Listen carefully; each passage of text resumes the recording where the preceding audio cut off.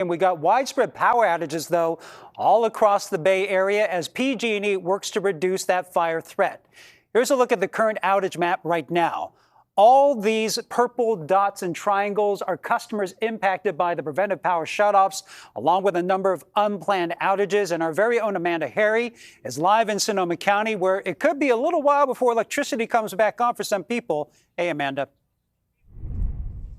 It could be quite some time, but surprisingly, a lot of people here are actually doing okay. That's because most of these people don't rely solely on their power from PG&E.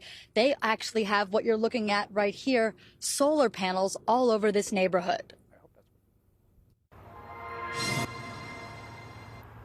Some people throughout the Bay Area are preparing to be in the dark all weekend. PG&E's public safety power shutoffs began on Thursday evening and will continue throughout the weekend. But Tim Miller of Sonoma isn't fazed. So theoretically, if no one had notified us, we wouldn't even know there was a grid outage. Miller started building his home in 2000, and he took energy into account. He purchased this property because it's oriented to the southwest and gets maximum sun exposure. As you can see now, we're getting full charge right now. All the panels are lit up. The sun's high up. We're getting a full charge. He says he only relies on PG&E during the shortest days of the winter, when they don't get enough sun to fully charge the battery. While some of his neighbors are in the same boat, it's not all of them. I feel bad for him, you know.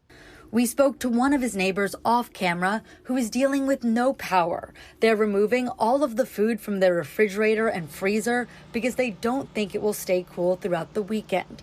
Tyree Zander with CAL FIRE says these shutoffs can be critical to save lives. They're expecting a high probability of falling trees and power lines because wind gusts are expected to hit 55 miles per hour. And also with power lines, sometimes they get broken off and they fall down to the ground. Well, when they fall down to the ground and they're still live or still hot, they could spark a fire. CAL FIRE is asking people not to mow their lawns this weekend or do anything that can cause a spark that may start a fire. Dried vegetation could also contribute to fires growing quickly.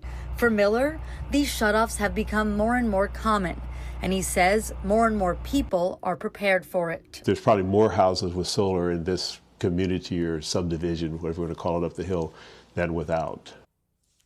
At this time, PG&E expects power to be restored in most areas by Sunday at noon. But first, they have to check all of their equipment and make sure it's safe to restore that power. All right, Amanda Harry reporting live in the North Bay. Thank you very much.